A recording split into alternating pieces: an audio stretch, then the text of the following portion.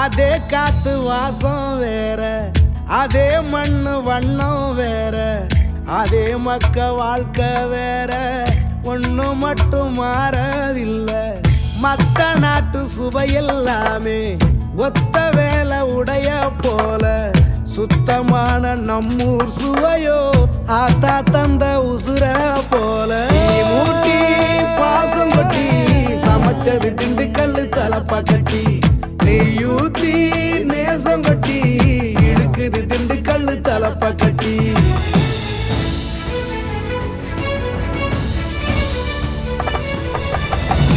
மூட்டி பாசம் கொட்டி சமைச்சது திண்டுக்கல் தலப்பா கட்டி, நெய்யூத்தி நேசம் கொட்டி படைச்சது திண்டுக்கல் தலப்பா கட்டி. படைச்சது திண்டுக்கல் தலப்பா கட்டி.